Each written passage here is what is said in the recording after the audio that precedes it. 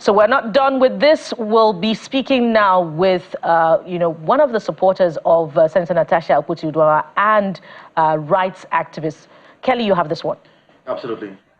Rights activist Aisha Yesufu joins us live on the program now from the nation's capital. Aisha, I imagine you've been listening to these conversations. Perhaps what are your exact reactions to the position of Sir Ken, plus the fact that I'm sure we have seen videos of you around Senator Natasha for quite some time now in this very dark moment. Walk us through what she's been saying to you behind the scenes. Okay. Thank you very much. I hope you can hear me clearly. Yes, we can.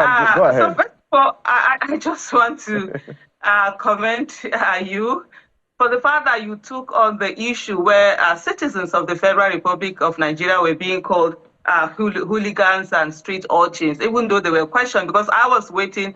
If that had not been done, the next question I was going to ask is that the behavior of Senate President Godswill Akpabio, does it not also look like that of a hooligan and a Senate urchin? So that would have been the question I was going to ask, but you took that on. For me, I would say, haven't listened, just listened to all the things that had been said. One of them, and where you saw the people of Kogi, Kogi Central Senatorial Zone coming over to Abuja and saying enough is enough. They needed their senator to resume. They have every right to do that because it is their country, it is their representative that they had sent in, and this person has been denied for 6 months. And don't forget also, right now they are saying, oh, it's not the Senate, it's the clerk of the National Assembly that sent in this message that said, oh, that they are not sure she's going to resume. No, she can't resume because there are certain court issues that are there. And the people, of course, decided that they were going to come. Perhaps for a Senate National Assembly that had said she should not resume, perhaps it's the fact that her constituents came on their own to say, look, we need to find out what's happening since the Senate is resumed. Maybe that's the reason why they decided to unseal, her office and go ahead to put it, publicly, to do a recording of that and put it in the news.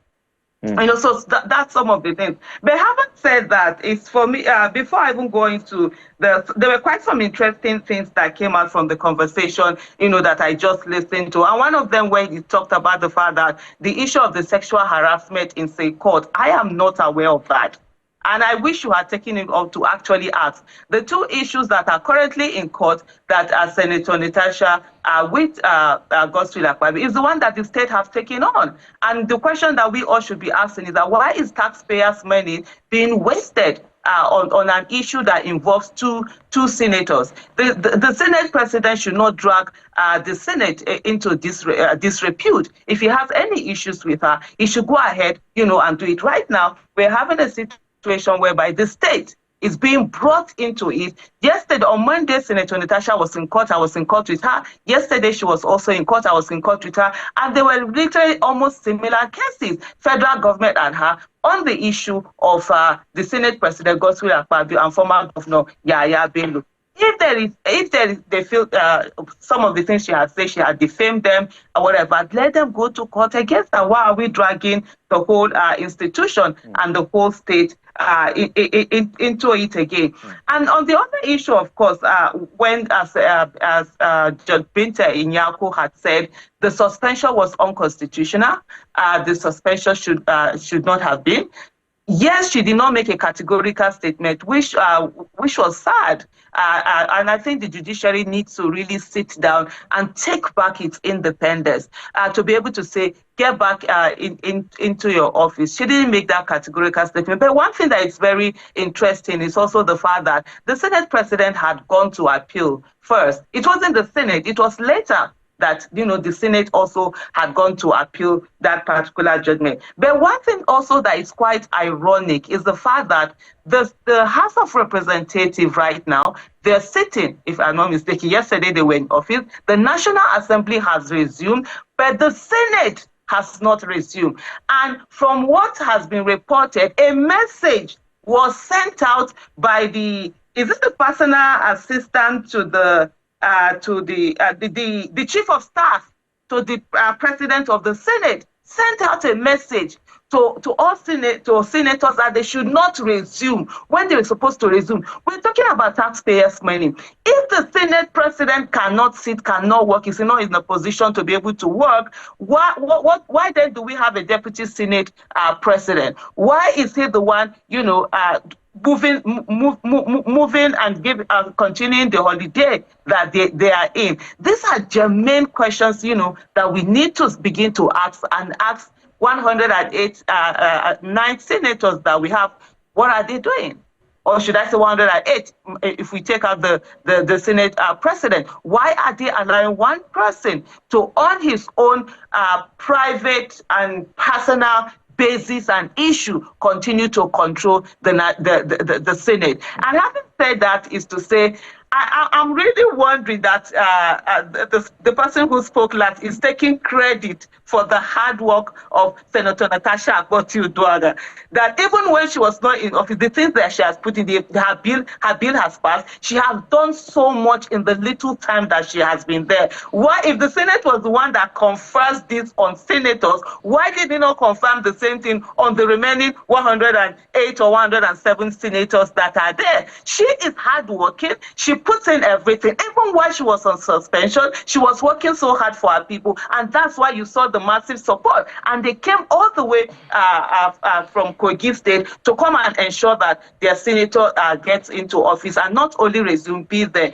Then the other issue, where they're saying there's also something quite interesting that was reported, yesterday in the media, where they are saying that from the source that they have, that, and I'm thinking this is from the Guardian, if I'm not mistaken, and part of it, according to a source, the decision was arrived at during yesterday's leadership meeting at the Senate, where motion will be moved, and barring any changes, right? The minority leader of the Senate, Senator Abamoro, PDP Benue South, will move the motion for her to apologize, then seconded, and it will be taken. What does this mean?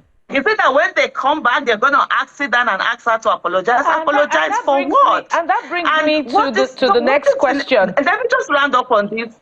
Let me just quickly round up on this. What did Senator Natasha do that Senator Gosri Akpabio did not do? Scream, yell. He did what? Stand that when his seat was changed. So why? Is it because she's female, or is it because she's hardworking? Thank you. Come go ahead. Yeah, and that brings me to the next question. Evidently, the reopening of her office has put her in high spirits. We saw that yesterday with her supporters as they celebrated. But going forward, are you worried, and what are you hearing about how she's going to henceforth relate, with her colleagues? Because since February, when this matter started, it has been a very divisive subject, not just amongst Nigerians, but also amongst the Senate members as well, when you hear the commentary that came through from them. Amongst the Senate members, you understand, I would totally understand a good number of them, their position. This is a senator who, first of all, she's a first-time senator, and then second of all, she didn't come. They were not all inaugurated the same day. She came much later because she had to fight for her court case, and then she comes in and she's doing this many achievements. Not only this many achievements, she's also going on to do so many things for her people. So for every incompetent senator that you have, there are some that have been there for probably 1999 or more, or almost, that their people have not felt their impact. So they will feel a sense of threat, because if they come to say to their people, the Senate, we don't do this, but they're like, what about Senator Natasha that just came yesterday? Look at the many achievements that she has been able to do, and she's really now. And so that has also been one of the things that have put a lot of them, on a place where they are not really liking her, if I might use it personally. There's also something, the course of conversation that I've heard quite often that has been said by some of those senators who feel that, is it because you have money, your husband is rich, you don't need this money, that's why you're not You're not after whatever it is you're going to gain in terms of even the contracts or whatever. You're doing so much for your people. Sometimes you're even doing extra. So it's almost as if you're doing too much. And unfortunately in Nigeria, we've seen it again and again and again, where people who are really competent, who really put in the work, are the ones that are punished by those who, at the end of the day, they don't have the competence, neither the character or the capacity for them to be able to do that. And so you will understand that kind of behavior. I see where that comes from. But the most important thing is that her people are with her.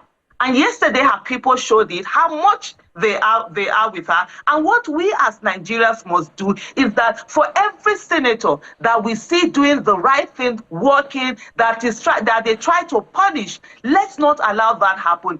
Let's also remember that the Senate has a history of punishing people who stand for the people who are there, for Nigeria. I will give the example of Senator, I think it was Senator Nengi, that came out to tell us, like, hey, Nigerians, there is pardon that is going on. Senate pardoned the budget and all of that. What happened? That particular Senate was suspended because he stood for what was right. And unfortunately, and I will blame all of us as citizens. Yes. We allowed that suspension, to happen. We didn't start by him, and this is now a reoccurrence. We've given the Senate, the National Assembly, an enabling environment for them to continue to punish senators who dare to. We have to round up. We have to round up our conversation with you in 60 seconds or less. The Women Reserved Bill, which is in the Constitution Review, I wonder if you think with what has played out with Senator Natasha now, what is going to happen to that bill? What is going to happen? This is what I have said about that particular bill. The reserve bill, for me, I think passing it is it's on the National Assembly for them to be able to do good, for them to be remembered, and for every member of the 10th Assembly. I will say to them, there was once a 9th Assembly. There are a lot of people that didn't come back. There are many more that nobody even knew they were there. This is the opportunity for them to put their names in the books of history and give this reserve bill and ensure that it is not a place where now they're trying to get as much as they can, fielding in their own candidates, female candidates who can't do anything. That's so for them to say, oh, you see, we've given women a chance. So it is an opportunity for them to create a legacy for themselves. They are not doing women a favor. On the issue, it's more worrisome because with what has happened to Senator Natasha Akpoti-Uduaghan, the question then is this what they're going to be doing to all women when they come in? Even this reserve bill, when women come in, are they going to be ganging up and, suspending women when they try to fight for their rights in the Senate? All right. At the end of the day, one thing that I would say for us, for me, is that please, please, please, the Senate is an institution that should not be desecrated, and the Senate president should be man enough to fight his battle himself and leave the Senate and the state away from it. If they have two senators fighting, it's none of my business. If he has issues with Senator Natasha Akpoti, they are both senators. Let them go and sort themselves out, whether in the courts. The state should not be brought into it. Neither should the institution be brought into it. Yes, thank you. I'm afraid. Thank you so much, Aisha Yesufu. I'm afraid we have to go now. I wish we had more time to squeeze in more questions. For the camp of the Senate president, they are asking perhaps for the evidence. Perhaps you can help us say that to Senator Natasha, that we're waiting for that evidence of sexual harassment because we are with her on that. We don't want to allow room for harassment. There are a flurry of cases in court. I was going to say that when I was putting my question through to Madam Yesufu, but there was no time. The one she instituted, following the Facebook post, the one by the wife of the Senate president. But it's an ongoing conversation. Thank you for being there at this time. We'll be back again tomorrow. I am Bukola Toka. I am Kelly Egiga from Lagos, Nigeria. Sunrise Daily is next. Good morning.